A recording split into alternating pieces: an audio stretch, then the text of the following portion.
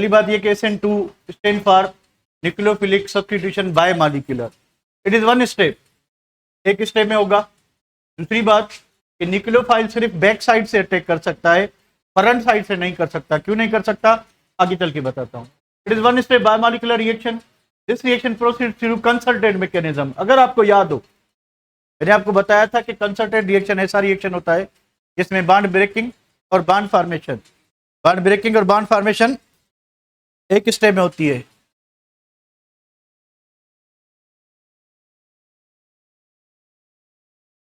आ गया आवाज, अच्छी भाई आवाज, ओके आएंगे ठीक है। तो कंसल्टेंट रिएक्शन ऐसा रिएक्शन जिसमें बॉन्ड ब्रेकिंग और बॉन्ड फॉर्मेशन एक ही स्टेप में हो।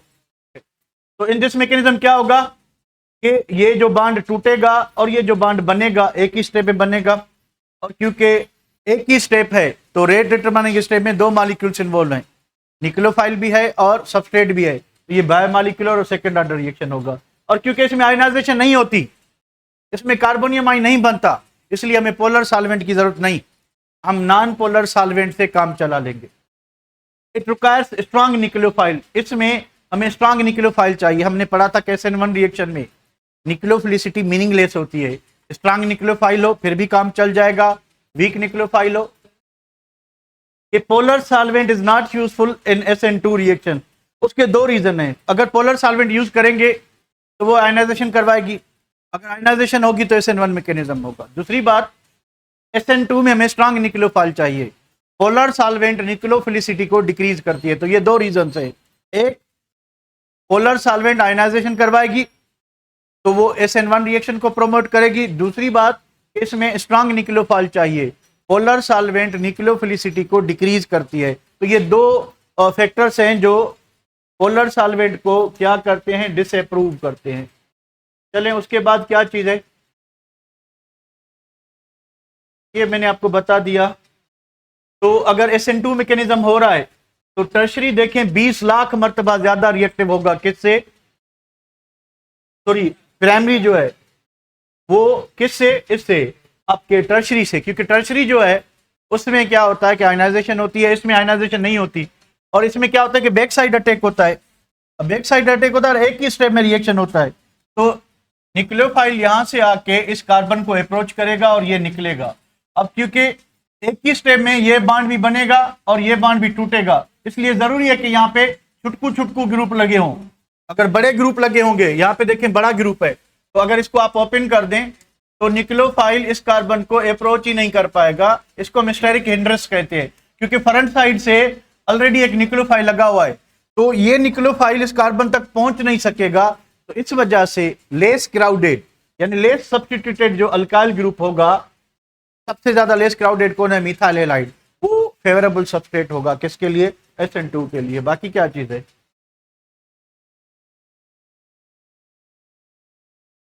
अच्छा यहां देखें एक एग्जांपल दिया हुआ है मैंने, ठीक है। अब बात यह है कि इन्वर्जन क्यों होती है, inversion means back side attack. तो फ्रंट साइड पे क्योंकि उसी स्टेप में जैसे ये बॉन्ड बनना शुरू होगा, ये देखिए ट्रांजिशन स्टेट है, तो ये आपका जो क्या है, ये आपका है न्यूक्लियोफाइल, अटैकिंग न्यूक्लियोफाइल, ये बॉन्ड बन रहा है, ये बॉन्ड ब्रेक हो रहा है। तो जैसे ही ये बॉन्ड पूरा बन जाएगा, ये बॉन्ड पूरा ब्रेक हो जाएगा। तो जितना ये लेस क्राउडेड होगा, छोटे छोटे ग्रुप लगे होंगे, तो उतना इजिली जो है क्या होगा कि आपका ये न्यूक्लियोफाइल अटैक करेगा। तार का डिवरी USB मां, तो जैसे ये बॉन्ड बन जाएगा, ये न्यूक्लियोफाइल निकल जाएगा, तो SN2 रिएक्शन। अच्छा दूसरी बात देखें कि यहाँ पे कार्बन पे पार्शियल पॉजिटिव चार्ज है, SN1 में क्या होता है कि कार्बोनियम आयन बनता है, तो ये एक स्ट्रॉन्ग इलेक्ट्रोफाइल, ये एक वीक इलेक्ट्रोफाइल। तो यहाँ पे अगर न्यूक्लियोफाइल हमारे पास वीक था या स्ट्रॉन्ग था, काम चल जाएगा, रिएक्शन हो जाएगा। यहाँ पे इलेक्ट्रोफाइल जो है आपका वो वीक है, इस वजह से जरूरी है कि न्यूक्लियोफाइल क्या होना चाहिए, स्ट्रॉन्ग होना। तो ये सारी बातें थी और कुछ भी नहीं। आते हैं हम एलिमिनेशन की तरफ। आज की जो हमारी टॉपिक है वो है कि एलिमिनेशन रिएक्शन क्या होता है।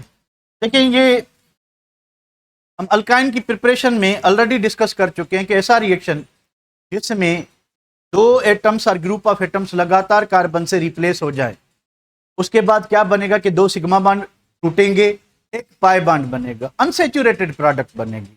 और ये रिएक्शन जो है एंडोथर्मिक होता है, इसमें मल्टीपल बॉन्ड्स बनते हैं। अगर 2 ग्रुप आप रिमूव करोगे किसी सैचुरेटेड कंपाउंड से तो आपको अल्कीन मिलेगा, अगर आप 4 ग्रुप रिमूव करोगे तो आपको अल्काइन मिलेगा।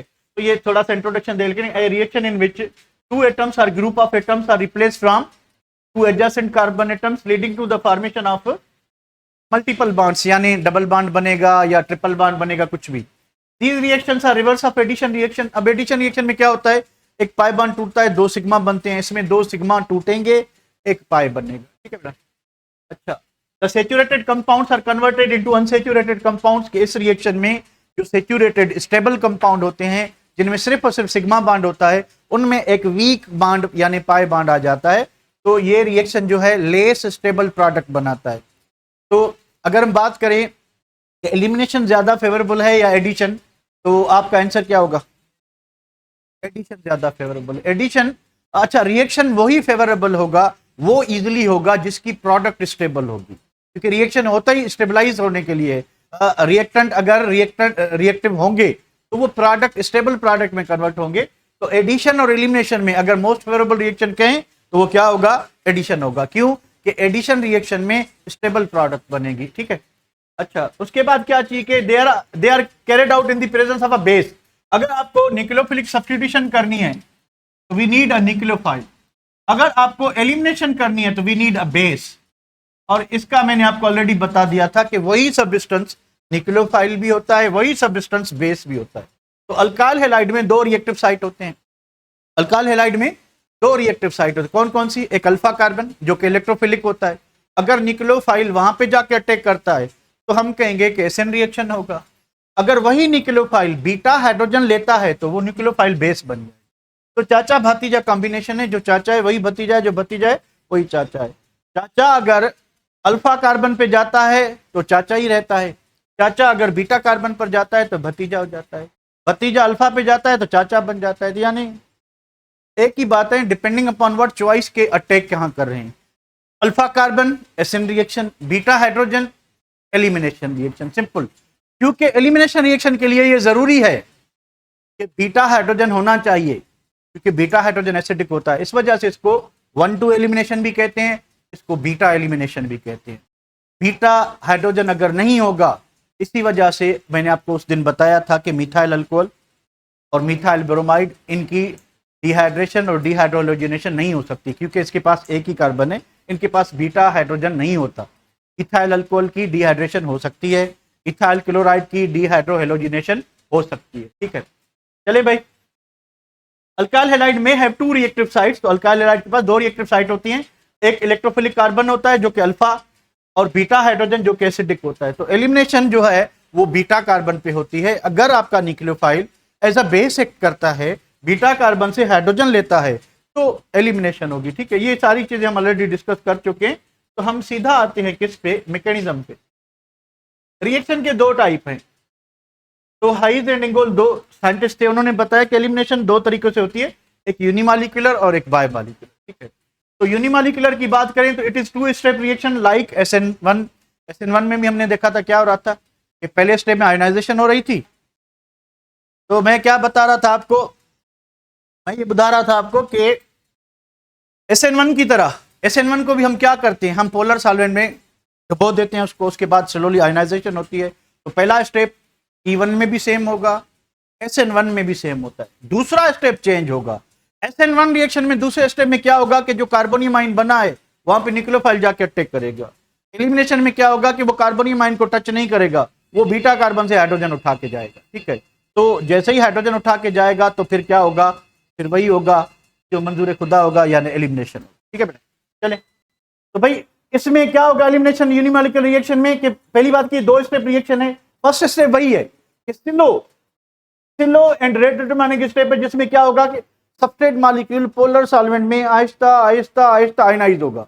अब इसमें क्योंकि बेस नहीं होगा, इस वजह से ये यूनिमॉलिक्यूलर और फर्स्ट ऑर्डर रिएक्शन होगा। देखिए आगे क्या चीज है, तो यही कार्बोकेटाइन बनेगा और जो आपका लिविंग ग्रुप है वो निकल जाएगा। ठीक है, तो पहले स्टेप में कोई चेंजिंग नहीं है SN1 की तरह। Ionization occurs in polar solvent, hence जितनी आप पोलरिटी बढ़ाओगे तो E1 होगा, अगर आप पोलरिटी कम करोगे तो E2 होगा। E2 और SN2 दोनों हो सकते हैं, डिपेंडिंग अपॉन कि आप स्ट्रांग निक्लोफाइल यूज करते हो या स्ट्रांग बेस यूज करते हो, पोलर सॉल्वेंट यूज करते हो या नॉन पोलर सॉल्वेंट यूज करते हो। अगर आप पोलरिटी इंक्रीज करोगे तो substitution is favoured over elimination, अगर आप पोलरिटी डिक्रीज करोगे तो elimination is favoured over substitution. तो दोनों साइड बाय साइड होते हैं। रिएक्शन की कंडीशन चेंज करने पे आपके जो मोड ऑफ मैकेनिज्म है वो चेंज हो जाएगा, होगे दोनों रिएक्शन, न्यूक्लियोफिलिक सब्स्टिट्यूशन भी होगी, एलिमिनेशन भी होगी। परसेंटेज ज्यादा अगर किसी की लेनी है तो आप फैक्टर चेंज करोगे। अच्छा, उसके बाद as only one molecule is involved in rate determining step, इस वजह से ये क्या होगा, ये जो है रेट डिटरमाइनिंग स्टेप में एक ही मॉलिक्यूल है तो यूनिमॉलिक्यूलर होगा। और tertiary carbocation is more stable then secondary, इस वजह से इसका फेवरेट सबस्ट्रेट SN1 की तरह कौन सा होगा, टर्शरी अल्काइल हैलाइड होगा। ठीक है, सेकेंड स्टेप में क्या होता है कि ये फास्ट स्टेप होता है, इसमें क्या होगा कि बेस बीटा हाइड्रोजन लेके उड़ जाएगा और डबल बॉन्ड बनेगी। तो रिएक्शन की तरफ आएंगे कि बनेगा कैसे। तो अगर मेरे पास ये चीज है तो देखें जरा, मेरे पास है ये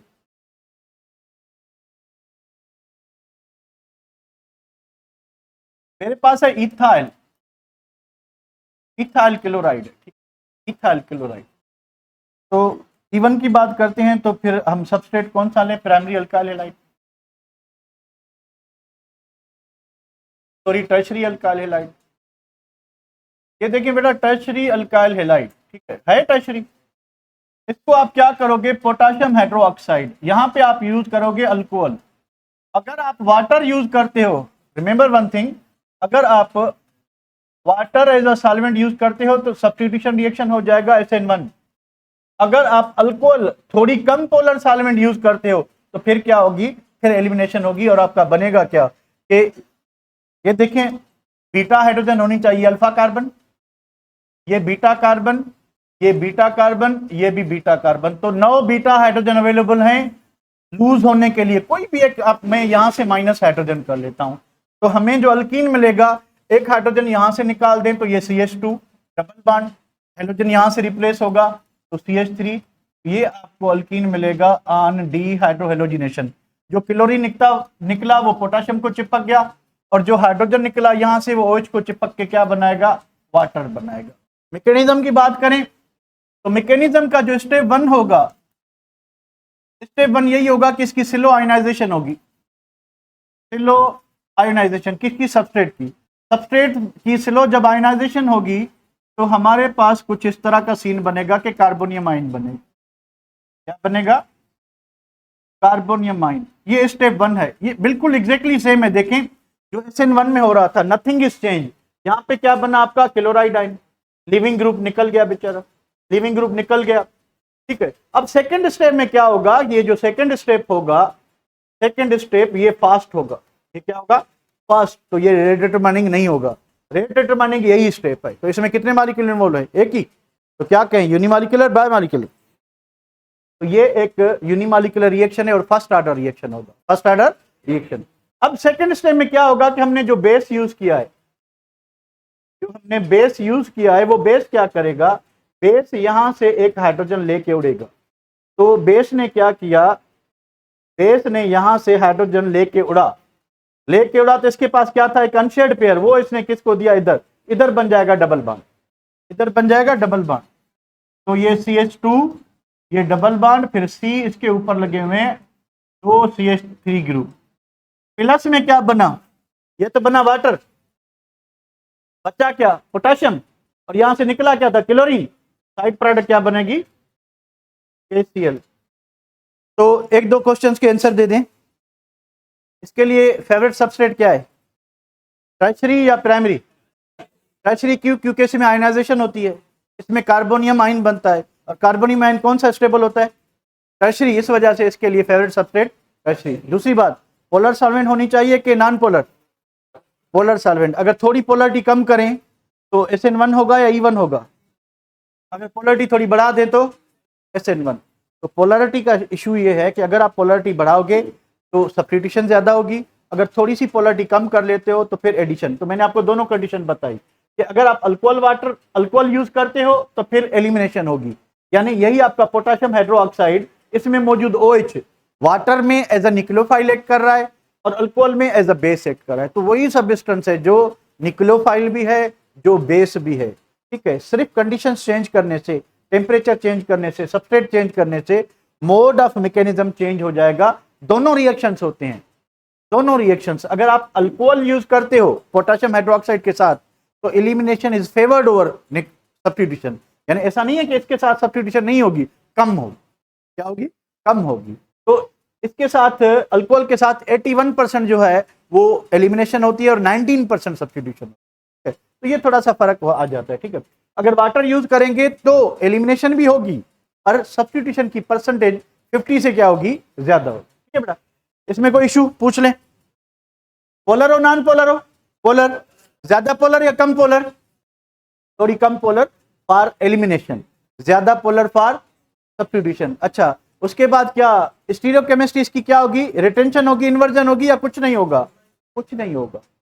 रिटेंशन इन्वर्जन तब होगी जब न्यूक्लियोफाइल अटैक करे। अब न्यूक्लियोफाइल के पास कार्बोनियम आयन में दो साइड थी, फ्रंट साइड और बैक साइड। तो इसमें तो आपको देखेंगे हमने हाइड्रोजन रिमूव करना है, हाइड्रोजन यहाँ पे भी मौजूद है, हाइड्रोजन ये इसमें भी मौजूद है, हाइड्रोजन इसमें भी मौजूद है। इसमें रिटेंशन इन्वर्जन वाला कोई सीन नहीं है, वो सिर्फ किस में होता है? सब्स्टिट्यूशन में होता है, ठीक है। तो उसके बाद क्या है? रेट किस पे डिपेंड करेगा? सबस्ट्रेट पे, न्यूक्लियोफाइल पे, बेस पे, या सबस्ट्रेट प्लस न्यूक्लियोफाइल या सबस्ट्रेट प्लस बेस? किस पे करेगा? किस पे करेगा?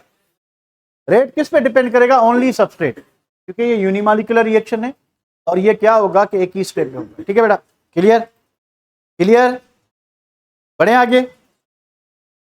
Any problem? Any problem? Okay okay, चले। उसके बाद क्या चीज है? SN2 है, सॉरी E2। E2 में वही सीन होगा कि one step bimolecular reaction, one step और बायमॉलिक्यूलर। उसको देखें क्या होगा कि उसके लिए क्या होना चाहिए कि आपके पास E2 के लिए सेम कंडीशन, आपके पास लेस क्राउडेड, लेस क्राउडेड यानी कम से कम प्राइमरी होना चाहिए। तो ये CH3, ये CH2 और Cl। देखें ये कौन सा कार्बन है? अल्फा। ये कौन सा है? बीटा। तो ये क्या दे सकता है? ये SN भी दे सकता है और ये एलिमिनेशन दोनों दे सकता है, ठीक है। क्योंकि अगर बीटा कार्बन पर हाइड्रोजन नहीं है तो खाली सब्स्टिट्यूशन होगी, खाली सब्स्टिट्यूशन। अगर बीटा कार्बन पर हाइड्रोजन है तो फिर एडिशन भी हो सकती है, सब्स्टिट्यूशन भी। ज्यादा कौन होगा? फिर सॉल्वेंट, फिर बेस। बेस स्ट्रांग है या न्यूक्लियोफाइल? अगर बेस स्ट्रांग है तो एलिमिनेशन, न्यूक्लियोफाइल स्ट्रांग है तो सब्स्टिट्यूशन। सॉल्वेंट पोलर ज्यादा है तो सब्स्टिट्यूशन, सॉल्वेंट कम पोलर है तो ये मुकाबला चलता रहेगा, ठीक है। तो अब क्या होगा कि अगर हम इसको उसी पोटेशियम हाइड्रोक्साइड अल्कोहलिक से रिएक्ट कराते हैं, वही चीज अगर मैं इधर वाटर लिख दूं तो फिर SN होगा, SN2 होगा। अगर मैं यहाँ पे अल्कोहल सॉल्वेंट यूज करता हूं तो अब क्या होगी? एलिमिनेशन होगी, ठीक है। एलिमिनेशन होगी तो प्रोडक्ट बताएं। यहां से हेलोजन निकलेगा, यहां से हाइड्रोजन, इथीन। इथीन प्लस क्या? पोटेशियम क्लोराइड और वाटर। अब मैकेनिज्म को देखते हैं। मैकेनिज्म की बात करें तो इसमें ट्रांजिशन स्टेट बनती है। चलिए भैया, मैकेनिज्म, मैकेनिज्म में क्या हुआ? मैकेनिज्म में ये हुआ कि ये आपका क्या लगा हुआ है? हाइड्रोजन, हाइड्रोजन और ये मिथाइल, ठीक है। और इस कार्बन के साथ ही लगा हुआ है क्या? इस कार्बन के साथ ही लगा हुआ है हेलोजनवा। कौन है? क्लोरीन। अब क्या होगा कि ये जो न्यूक्लियोफाइलवा है ये इस कार्बन पे करेगा अटैक। ये पार्शियल पॉजिटिव चार्ज, इस पे पार्शियल नेगेटिव, ये अटैकवा करेगा और ये निकलेगा। पर मैं गलत लिख रहा हूं, ये तो मैं बात कर रहा हूं किसकी? सब्स्टिट्यूशन की। यहां पर क्या हो रही है? एलिमिनेशन। वापस करते हैं भैया, गलती हो गई, गलती हो गई। चलिए भाई, अब क्या होगा? तो यहां पे बनेगी ट्रांजिशन स्टेट। इसको इधर जरा बड़ा करके लिखते हैं। तो ये OH, टुकड़ा मुंह बंद कर बाबा, बदबू ना कर क्लास में, टुकड़ा। ये हाइड्रोजन के बाद ये आपका CH2, उसके बाद आपका ये CH2 और ये आपका क्लोरीन। अब होगा क्या? जरा गौर से देखिए।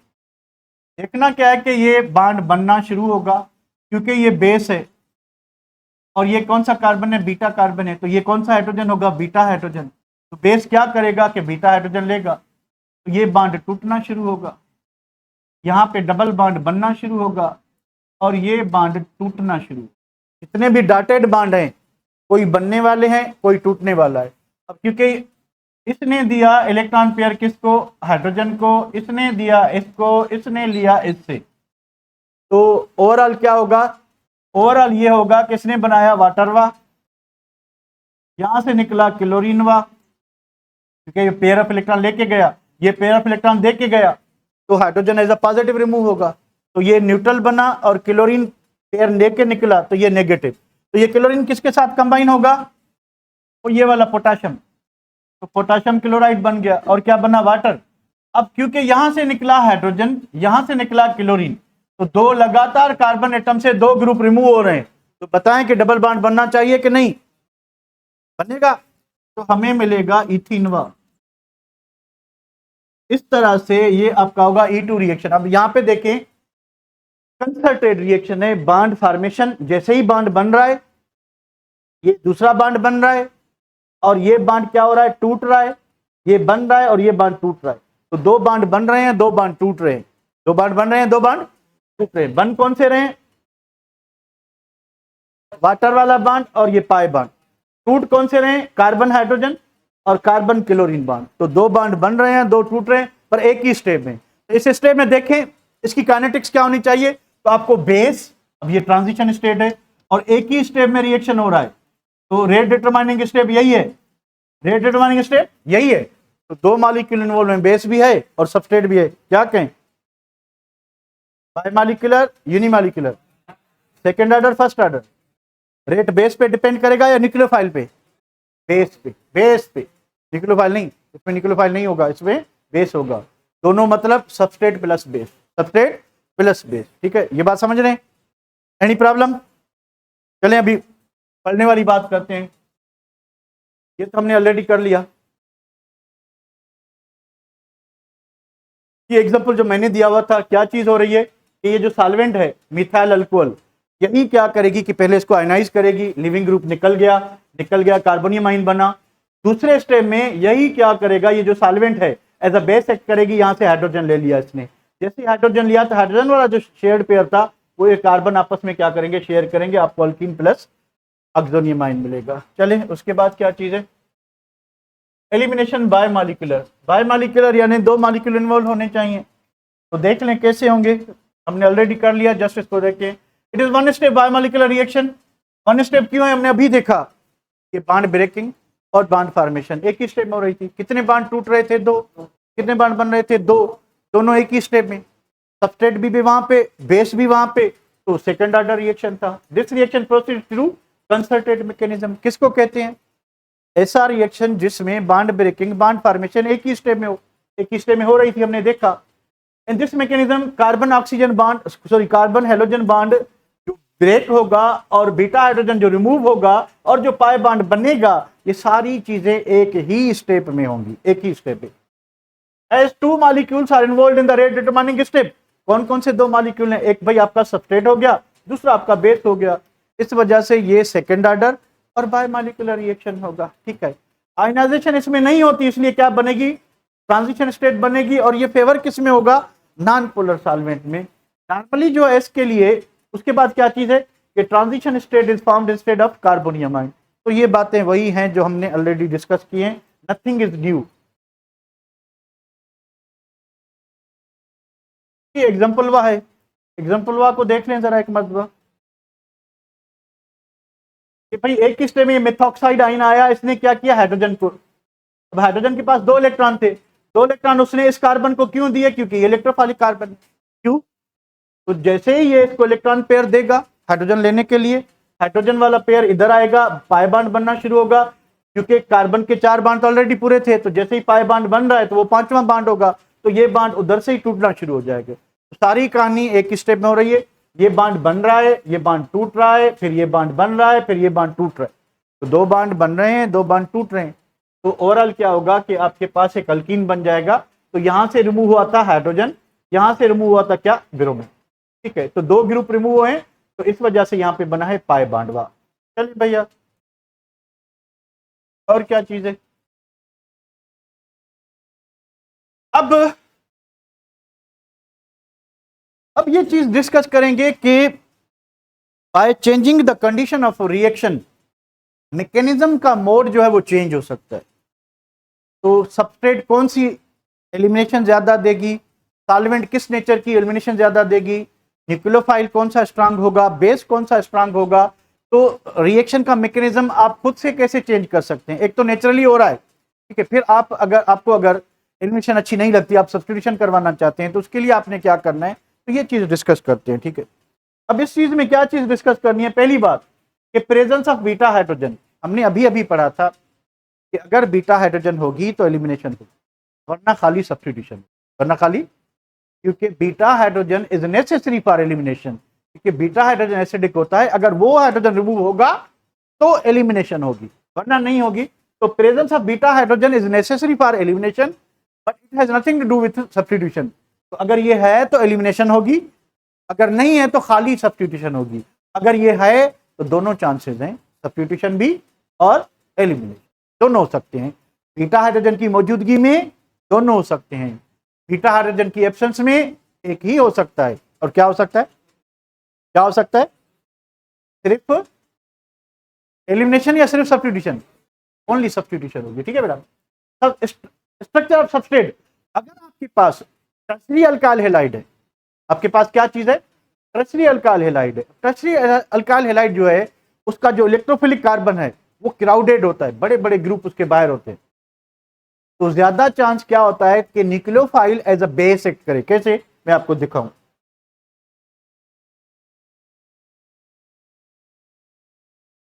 मैं आपको दिखाऊं कि ये आपका टर्शियरी कार्बोनियम आयन, इसके ऊपर क्या लगा हुआ है, कोई भी हेलोजन एटम जिसपे पार्शियल नेगेटिव चार्ज, इस पे पार्शियल पॉजिटिव चार्ज, और यहां पे बड़े बड़े बड़े बड़े ग्रुप लगे हुए हैं, बड़े बड़े ग्रुप लगे हुए हैं, यानी आपका ये टर्शियरी अल्काइल हैलाइड है। ठीक है,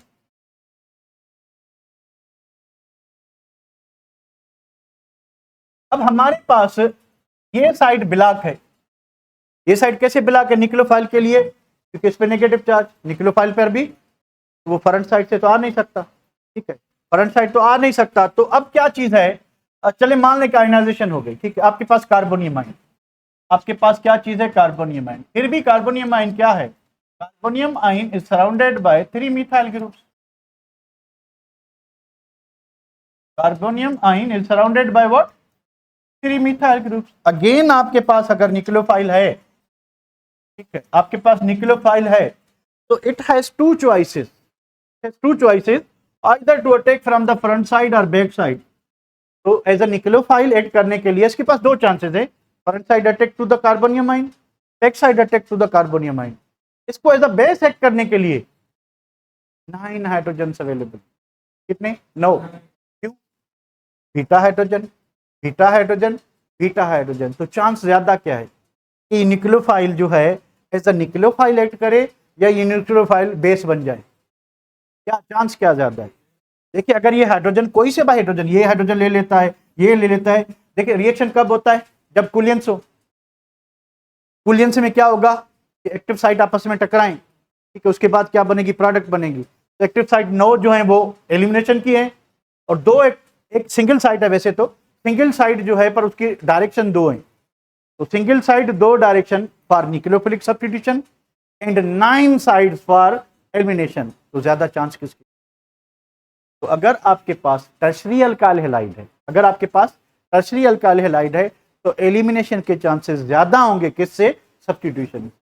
अगर आपके पास लेस क्राउडेड सबस्ट्रेट है, यानी प्राइमरी है, सेकेंडरी है, तो फिर सब्स्टिट्यूशन के चांसेस ज्यादा होंगे, किस पे, एलिमिनेशन। ये बात समझ आ रही है, पहले इतना बताएं।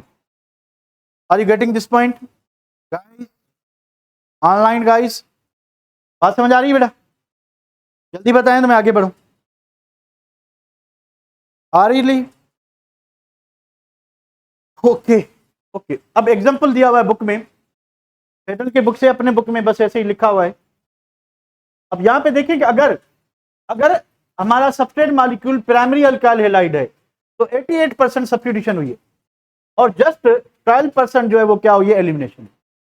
जैसे ही हमने सेम रिएजेंट है, ये देखें, sodium ethoxide, sodium ethoxide, solvent दोनों में ethyl alcohol, ethyl alcohol, exactly same, सिर्फ हमने सबस्ट्रेट चेंज किया है। जैसे हम प्राइमरी से किस पे आए, सेकेंडरी पे, प्राइमरी से किस पे आए, तो एलिमिनेशन जो है वो 61% हो रही है, सब्स्टिट्यूशन जो है बाकी 39% हो रही है। तो किसकी परसेंटेज बढ़ गई, एलिमिनेशन की। तो लेस क्राउडेड में क्या था, जब प्राइमरी था तो 88% क्या हो रही थी, सब्स्टिट्यूशन। तो सबस्ट्रेट अगर हाईली क्राउडेड होगा, इलेक्ट्रोफिलिक कार्बन ढका होगा, न्यूक्लियोफाइल उसको इजीली अप्रोच नहीं कर सकेगा, तो वही न्यूक्लियोफाइल बीटा हाइड्रोजन पे अटैक करके एज अ बेस एक्ट करेगा और एलिमिनेशन को फेवर करेगा। बात समझ आ रही है बेटा? Are you getting the point? Hello, are you getting the point बेटा? If you are getting the point, मैं अगली पॉइंट पे जाऊं, should I move further? Okay, चले इसको मिटाते हैं और आते हैं नेक्स्ट बात पे। नेक्स्ट बात is what, nature of a base. Nature of base. अब देखें, अगर आपके पास कोई भी एनाइन है, आपके पास कोई भी एनाइन है, तो एनाइन जो है, को जरा गौर करना, एनाइन, एनाइन इसको कहते हैं कि यानी आपके पास कोई भी सब्सटेंस है, उसके पास पेयर ऑफ इलेक्ट्रॉन है। अगर इसकी छोटू साइज है और इसकी बड़कू साइज है, साइज छोटी है, साइज बड़ी है, छोटे साइज वाले जो एनाइन होंगे वो स्ट्रांग बेस होंगे। स्ट्रांग क्या होंगे, बेस होंगे। और जो बड़े साइज वाले आयन होंगे वो स्ट्रांग न्यूक्लियोफाइल। तो आप इस तरह से अंदाजा लगा सकते हो, थोड़ा गौर करें, अपनी खिड़की को खोलें, दिमाग वाली को, आप इस तरह से बता सकते हो कि अगर आपके पास, देखिए सेम ग्रुप में कंपैरिजन करते हैं, सेम ग्रुप में कैसे, जैसे OH है। अब OH जो है छोटी साइज का होगा as compare to SH। Sulphur भी उसी ग्रुप में है, सल्फर नीचे होगा, ग्रुप में जितना आप नीचे आओगे तो साइज क्या होगी, बढ़ेगी। तो ये स्ट्रांग न्यूक्लियोफाइल होगा और ये स्ट्रांग बेस होगा। तो अगर आप OH आयन से रिएक्शन कैरी कराते हैं, ठीक है, तो ये as a strong base act करेगा। फिर अगेन सॉल्वेंट का अपना रोल है। OH से हमने पहले रिएक्शन करवाया था ना, लास्ट रिएक्शन जो था, तो OH आयन न्यूक्लियोफाइल भी हो सकता है, OH आयन बेस भी हो सकता है। Depends upon what, nature of solvent. अगर सॉल्वेंट ज्यादा पोलर है तो न्यूक्लियोफाइल होगा, लेस पोलर है, ठीक है, तो ये वन ऑफ द कंडीशन है कि अगर एनाइन की साइज बड़ी है तो वो स्ट्रांग बेस होगा। अगर एनाइन की साइज छोटी है, सॉरी बड़ी है, तो न्यूक्लियोफाइल होगा, अगर छोटी है तो वो क्या होगा, बेस होगा। तो for example secondary alkyl halide OH जो है वो elimination is a major product, while acetate ion से, एसीटेट आयन की साइज क्या है, बड़ी है, OH आयन की साइज क्या है, छोटी है। तो अगर यहाँ पे हम एसीटेट आयन जो है यूज करते हैं, एसीटेट आयन की साइज OH से काफी बड़ी है, तो ये जो बड़ी साइज वाला एनाइन है ये सब्स्टिट्यूशन करवाएगा, और जो छोटी साइड वाला एनाइन है वो एज अ बेस एक्ट करके एलिमिनेशन करवाएगा। Are you getting the point? Are you getting the point? मैं इसको सेव कर लूं।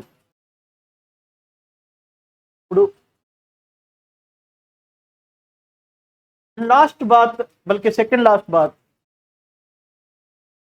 Nature of leaving group. Leaving group किस ग्रुप का होना चाहिए?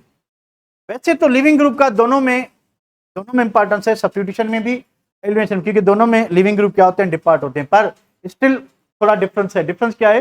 Role of leaving group is similar to substitution in even and SN1 does not affect the mechanism because, अच्छा even और कह रहा है कि इसमें SN1 में elimination and substitution products are decided by carbonium ion, क्योंकि इनमें जो प्रोडक्ट है कार्बोनियम आयन में होती है, तो बायोमोलिकुलर रिएक्शन में जो इसका इफेक्ट होता है।